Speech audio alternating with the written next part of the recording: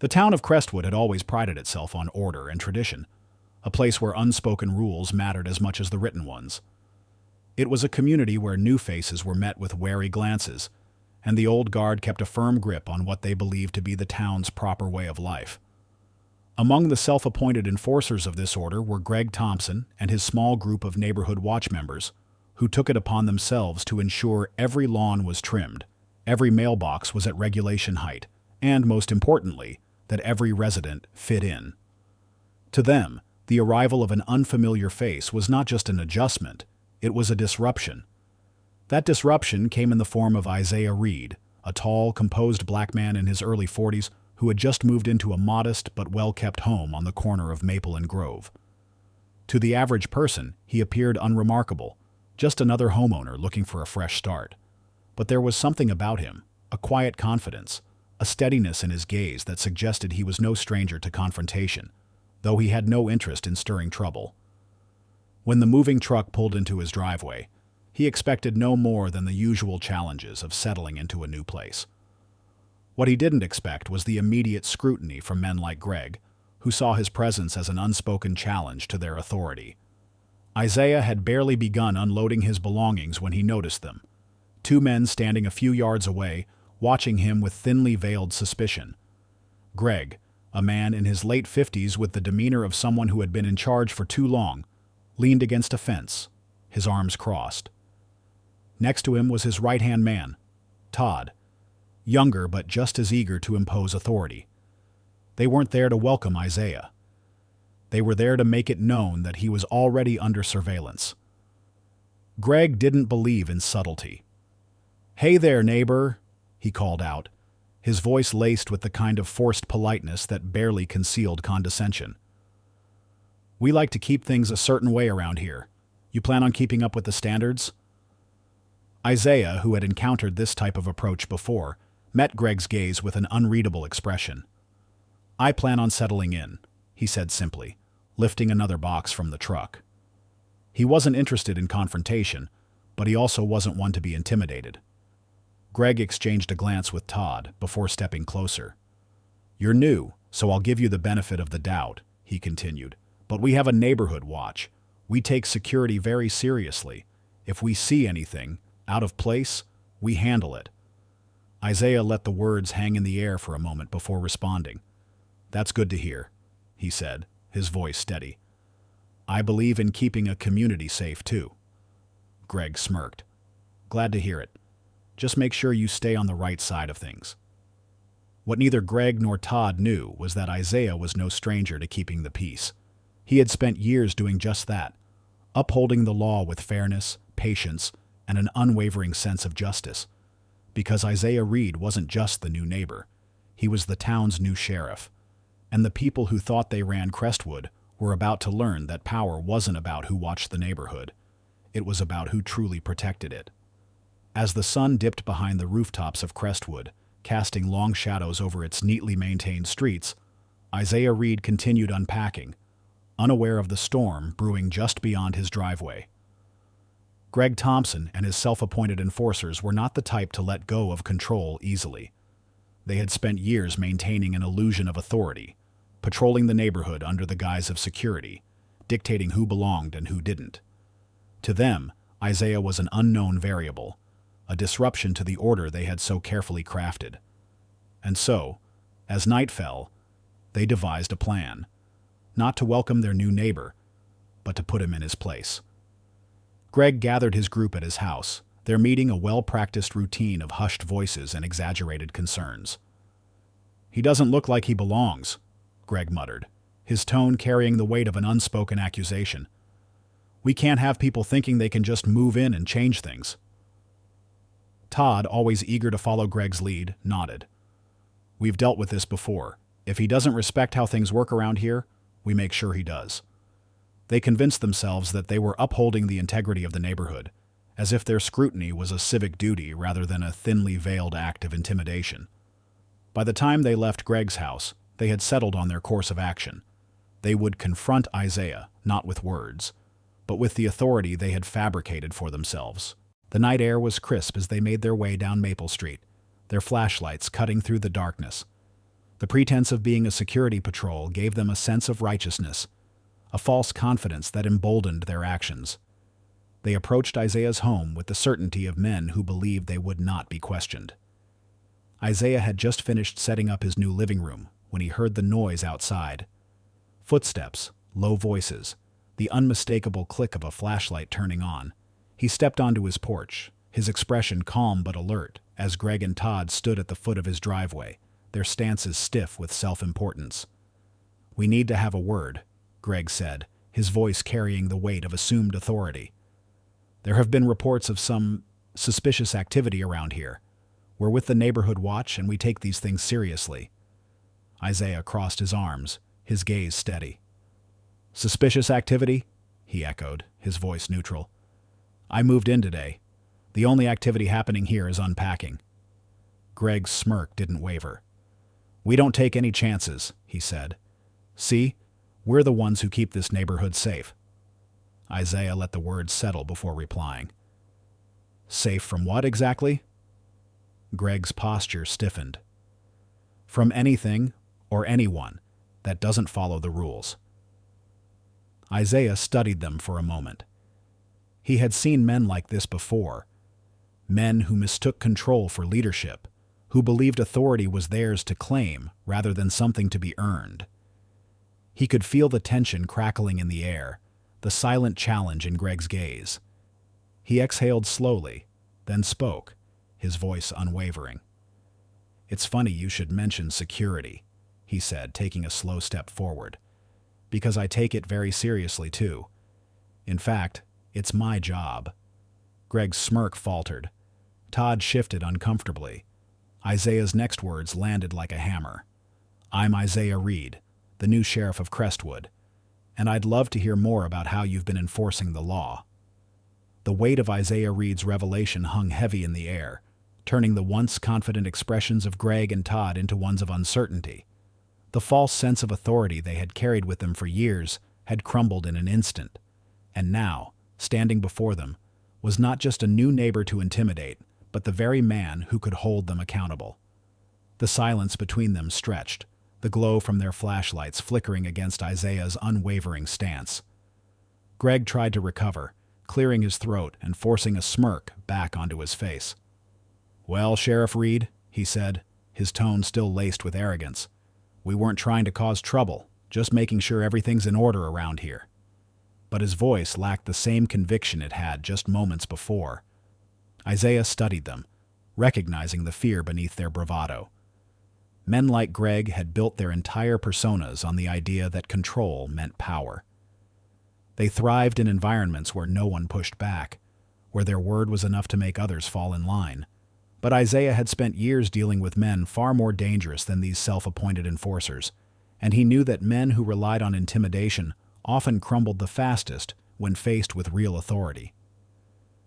"You mean to tell me," Isaiah said, his voice steady, "that you and your friends have been keeping this neighborhood safe? Acting as law enforcement?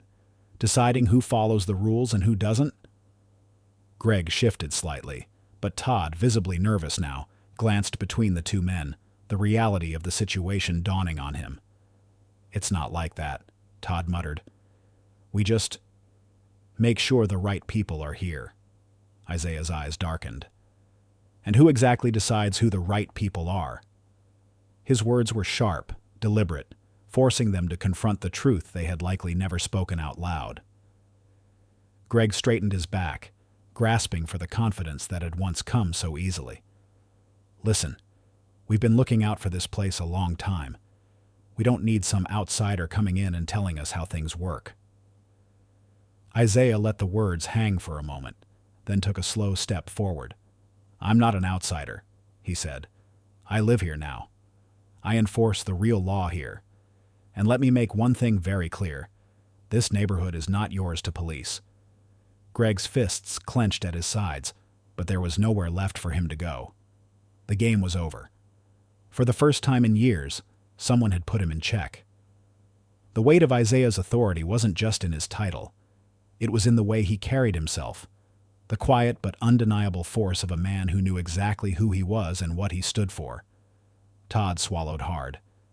"We didn't mean any harm, Sheriff," Isaiah exhaled slowly, his gaze softening just a fraction.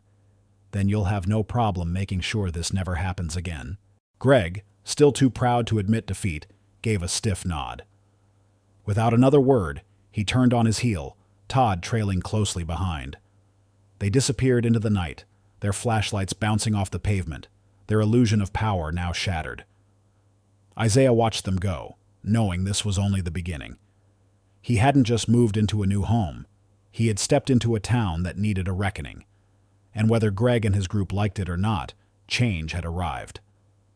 Isaiah Reed stood firm, his presence now undeniable in a neighborhood that had long operated under unspoken rules dictated by men like Greg and Todd. The power dynamics had shifted, and as the two self-appointed enforcers retreated into the night, the tension that had thickened the air finally began to dissipate. But Isaiah knew this wasn't over. Change never came easily to places where control had been disguised as order. He had seen it before. People who held on to authority they were never meant to have didn't surrender it without resistance.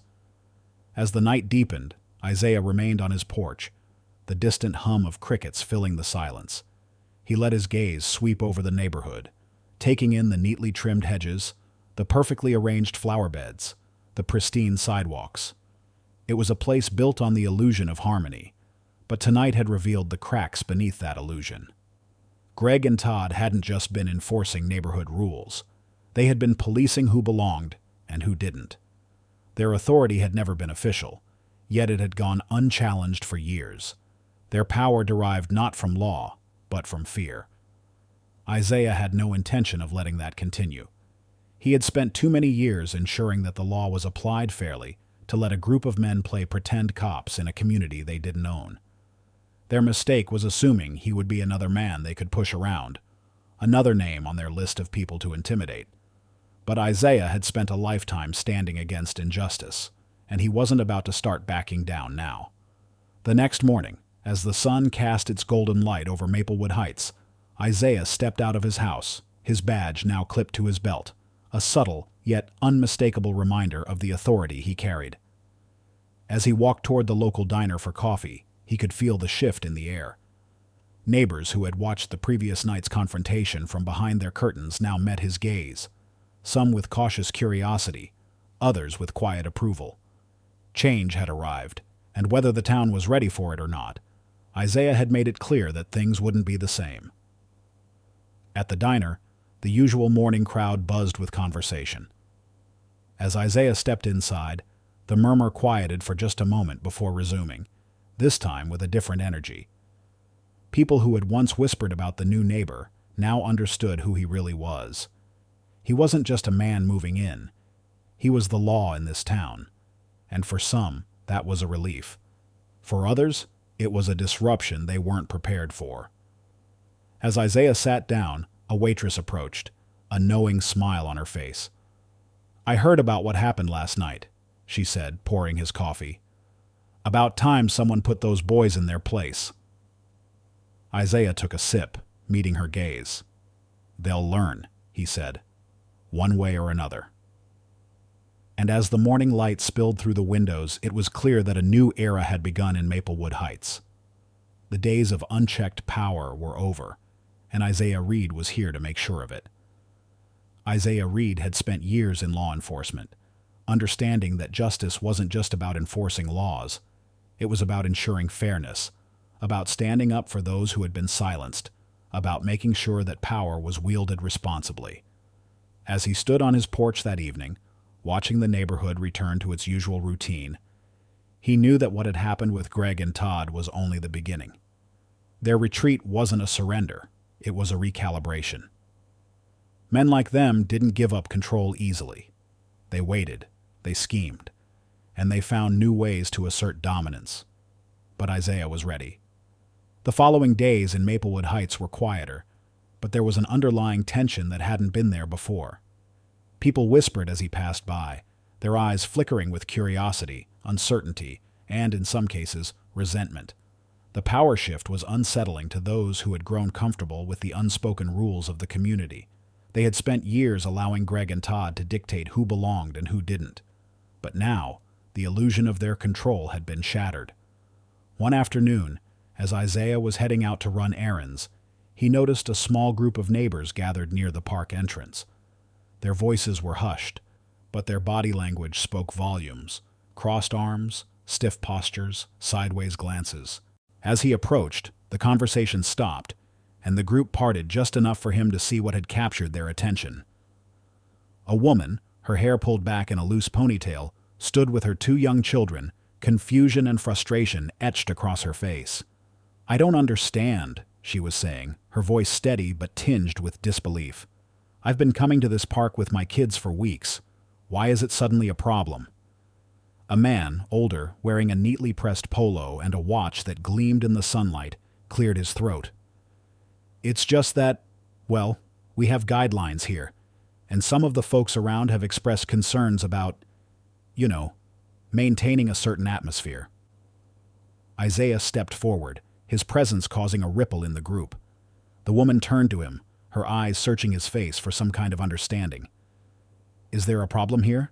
Isaiah asked, his tone calm but firm. The older man hesitated, shifting uncomfortably. "Not a problem, Sheriff. Just a misunderstanding, that's all." Isaiah let the silence hang for a moment before speaking. "A misunderstanding," he repeated, his gaze steady. "Or is it another attempt at control?" The older man's jaw tightened. "We just want to make sure the neighborhood stays the way it's always been." Isaiah nodded slowly, his expression unreadable. "And that's the problem," he said. "The way it's always been isn't working anymore." The group remained silent as Isaiah turned to the woman. "You and your kids have just as much right to be here as anyone else. If anyone tells you otherwise, send them my way." A small, grateful smile tugged at the corner of her lips. "Thank you." Isaiah nodded once before walking away, but he knew the message had been sent. The days of exclusion, of backhanded rules designed to push people out, were numbered, and he was there to make sure of it. Isaiah Reed had seen it before. Powerful people who refused to acknowledge their mistakes, who held on to control with clenched fists, believing that admitting fault was the same as admitting defeat. Greg and Todd were no different. Even after their failed attempt to intimidate him, even after the public humiliation of realizing they had been trying to enforce authority over the very man who now had the power to hold them accountable, Isaiah knew they wouldn't let it go. Men like them never did. For the next week, the tension in Maplewood Heights simmered beneath the surface. The air felt thick with unspoken words, stolen glances, and forced smiles. Neighbors who once greeted Isaiah with ease now seemed uncertain, as if unsure whether to align themselves with him or keep their distance. The small town had never experienced a shift like this before. The so-called order, upheld by unwritten rules and quiet exclusions, was being challenged. And Isaiah was at the center of it. One evening, as he returned from a long day at the station, he noticed something strange. The porch light at his house was flickering. At first he thought it was just an electrical issue, but as he approached he saw the source. The bulb had been unscrewed, just loose enough to cause it to flicker erratically. A small thing, subtle, almost insignificant. But Isaiah knew better. He took a slow breath, his eyes scanning the street. It was quiet, but the kind of quiet that felt intentional. A few windows were cracked open, the glow of televisions flickering inside. Someone was watching, waiting to see his reaction. He smiled to himself. So this was how they wanted to play it. He calmly reached up, tightened the bulb, and let the warm light wash over the porch once more. Then, instead of going inside, he leaned against the railing, arms crossed, and simply stood there, waiting, watching. He wasn't going to give them the satisfaction of seeing him rattled. He wasn't a man who was easily shaken. Minutes passed, and then, just as he expected, a figure moved in the shadows. Someone lurking near the corner of the street hesitated before stepping fully into the glow of a nearby street lamp. It was Todd. His hands were shoved into his pockets, his stance casual, but the tension in his shoulders gave him away. "You need something?" Isaiah called out, his voice even. Todd hesitated, then shrugged. "Just out for a walk." Isaiah nodded slowly. Good. It's a nice night for one.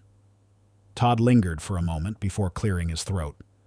Look, man, no hard feelings, all right? We just take pride in this place. We don't mean nothing by it. Isaiah tilted his head, studying him. Taking pride in something doesn't mean you get to control it. Todd looked away, shifting on his feet. Yeah, well, just saying. People don't like change. Isaiah let the silence stretch before speaking again. Change is here, whether they like it or not. Todd swallowed, gave a small nod, and turned, walking off into the night. Isaiah watched him go, knowing this wasn't the end. But it was a start. The rules of Maplewood Heights were being rewritten, and Isaiah wasn't going anywhere. As the days passed, the weight of what had transpired in Maplewood Heights settled over the town like a dense fog. People spoke in hushed voices, casting uncertain glances as they walked past Isaiah Reed's house. The quiet authority he carried was unlike anything they had encountered before. He hadn't shouted, hadn't threatened, hadn't sought revenge. He had simply stood his ground, unshaken. And that, more than anything, was what unsettled people like Greg and Todd the most. For men who had spent years controlling the rhythm of the neighborhood, the realization that their power was little more than an illusion was a bitter pill to swallow. Their authority had always relied on fear, on subtle intimidation, on quiet rules enforced through judgment and exclusion. But Isaiah wasn't afraid, and that made them irrelevant. That made them powerless. One afternoon, as Isaiah sat on his porch with a cup of coffee, watching the town he now called home, he noticed Greg walking toward him. It wasn't the same confident stride he had seen before. This time, the older man looked different, humbled, a little weary. He stopped at the bottom of the porch steps, shifting uncomfortably before finally speaking. You got a minute? Greg asked, his voice less commanding than usual. Isaiah nodded, gesturing to the empty chair beside him. Plenty of them. Greg hesitated before sitting down, staring out at the quiet street. For a moment, neither man spoke. The air between them was thick, but not hostile, just filled with unspoken truths. Greg let out a long breath. Look, I'm not going to sit here and pretend I didn't cross a line. I did. I thought I was protecting something, keeping things the way they've always been. But I get it now. That's not my job. Isaiah sipped his coffee, nodding slowly. Change isn't easy for anyone, but holding on to the past just because it's familiar, that's fear talking. Greg clenched his jaw, his hands tightening on his knees. People like me, we've been in charge so long, we don't know how to be anything else. When you showed up, I guess I felt like I was losing something, like I didn't belong in my own town anymore. Isaiah turned to him, his gaze steady. Belonging isn't about control, it's about community. And community means making room for everyone, not just the people who look like you, think like you, or follow your rules. Greg exhaled sharply, nodding to himself. Yeah, I see that now. A long silence followed, but it wasn't an uncomfortable one. It was the kind of silence that comes with understanding, with realization. Finally, Greg stood up, brushing off his pants. I won't waste your time with an apology. Just know I'm gonna do better, he said. Isaiah offered a small nod. That's all anyone can ask. As Greg walked away, something shifted. It wasn't just about one man learning a lesson. It was about the town itself, about what came next. Change had come to Maplewood Heights, and for the first time in a long time, it felt like it was here to stay. As the weeks passed, the ripple effect of Isaiah Reed's arrival continued to spread throughout Maplewood Heights. It was subtle at first, an unspoken shift in the way neighbors interacted, the way conversations unfolded on front porches and sidewalks. The old hierarchy, once ruled by whispered judgments and exclusionary tactics, had started to crack. People who had once followed Greg and Todd's lead without question were beginning to rethink what it meant to be part of a community. Some were hesitant, unsure of how to navigate the change, while others welcomed it openly, Families that had once felt unwelcome at neighborhood gatherings now found themselves greeted with warm nods and casual conversation. The invisible walls that had kept outsiders at bay were slowly being dismantled, piece by piece. One evening, as Isaiah walked his usual route around the neighborhood, he noticed an older woman standing by her flower bed, struggling to carry a heavy bag of soil. Without hesitation, he stepped up and took the bag from her hands. "Let me help," he said simply. She looked at him, momentarily startled, before nodding with a small smile. "Thank you. My son usually does this, but he's been out of town." Isaiah placed the bag down where she directed, brushing the dirt from his hands. "No problem at all." She hesitated for a moment before speaking again. "I heard about what happened with Greg and Todd. People are still talking about it." Isaiah chuckled softly. "I figured as much." The woman pursed her lips, choosing her next words carefully. "You know, I've lived here for 30 years. I've seen this town go through its phases. People like Greg, they hold on to the past because they're scared of what comes next." Isaiah nodded, understanding. Change is uncomfortable, but it's necessary. She sighed, wiping her hands on her gardening apron. "I think you being here, it's a good thing. This town needed a reminder of what real leadership looks like." Isaiah smiled, appreciating the sentiment, but not seeking validation. Leadership isn't about control. It's about setting the tone, showing people a different way. She nodded thoughtfully. "Well, I think you've done that already." As Isaiah continued his walk, he noticed small signs of change everywhere. A young couple, new to the neighborhood, chatted with longtime residents over their picket fence. A group of kids rode their bikes freely, no longer avoiding certain blocks out of unspoken caution. The power that Greg and Todd had once wielded wasn't built on laws or titles. It had been built on fear, on the idea that some people didn't belong. But that illusion had shattered the moment Isaiah had stood his ground, not with force, but with quiet, undeniable authority. Respect couldn't be demanded. It had to be earned. And Isaiah had earned it not by trying to take over, but by reminding the town of what it could be when fear no longer dictated the rules. As the sun dipped below the horizon, casting long shadows across the neatly lined streets, Isaiah knew one thing for sure: Maplewood Heights would never be the same again. And for the first time in a long time, that was a good thing. As the days passed, the impact of Isaiah Reed's presence in Maplewood Heights continued to unfold in ways both subtle and profound. The once rigid, unspoken hierarchy that had dictated who belonged and who didn't was beginning to crumble. Conversations that had once been held in hushed tones behind closed doors now took place openly, with people challenging the old status quo. Those who had once turned a blind eye to the tactics of Greg and Todd found themselves reconsidering their silence. Isaiah wasn't just a sheriff enforcing the law. He was a mirror reflecting back the reality of what this community had become. He hadn't asked for power or control. He hadn't come in demanding change. Instead, he had simply lived with dignity and refused to be treated as less than. And that, more than anything, was what unsettled people like Greg. They had built their influence on the assumption that people would comply, that their self-appointed authority would go unchallenged. But Isaiah had shattered that illusion the moment he made it clear that respect wasn't something they could weaponize. One afternoon, Isaiah sat on the porch of his home, enjoying a rare moment of peace. The town was adjusting, slowly but surely, to his presence. People who had once avoided eye contact now offered nods of acknowledgement. Even some of Greg and Todd's old allies had begun to distance themselves, unwilling to be associated with the humiliation they had endured when they tried to arrest the man who now represented the highest authority in town. But Isaiah knew that change wasn't just about defeating the loudest voices of opposition. It was about reaching the quiet ones, the people who stood on the sidelines, uncertain of where they fit in. He had no interest in ruling over Maplewood Heights.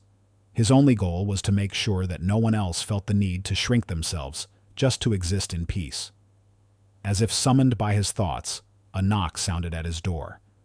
When he opened it, he found Peter, a man who had been one of Greg's most loyal followers, standing there with an uneasy expression. Isaiah raised an eyebrow, waiting. Peter cleared his throat, shifting uncomfortably. I wanted to say that I was wrong, he admitted. I let Greg and Todd dictate how I saw people, and I didn't question it. I don't expect you to believe me, but I needed to say it. Isaiah studied him for a long moment before nodding. Acknowledging the problem is the first step. Peter looked down, exhaling. I don't want to be that guy anymore. Isaiah leaned against the doorframe. Then don't be. It was a simple answer, but it was the truth. Change wasn't about grand gestures or public apologies. It was about the quiet, personal decisions people made when no one was watching.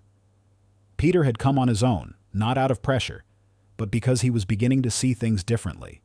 And that was what real transformation looked like. As Peter walked away, Isaiah watched him go, knowing that this was just the beginning. Maplewood Heights wasn't changing because of force or fear. It was changing because, for the first time in a long time, people were choosing to do better. As the sun dipped below the horizon, casting a golden glow over Maplewood Heights, Isaiah Reed stood on his porch, taking in the quiet hum of the neighborhood. It had been weeks since the confrontation with Greg and Todd, yet the ripples of that moment continued to shape the town in ways both visible and unseen. But most importantly, this story is a testament to why we must continue to fight for civil rights, for equality, and for the dismantling of systemic biases that allow people like Greg and Todd to believe they have unchecked authority over others. It is a call to action for all of us to remain vigilant, to educate ourselves, and to never allow discrimination to hide behind the veil of tradition or neighborhood standards. If this story resonated with you, if you believe in the fight for justice, and if you want to see more stories that shine a light on these critical issues, then make sure to subscribe to Civil Rights Fight. Together, we can continue these conversations, amplify the voices that need to be heard, and work toward a future where no one has to prove their worth just to exist peacefully in their own home. The fight for justice doesn't end with one victory. It is ongoing, and every voice matters. Be part of the movement. Subscribe now.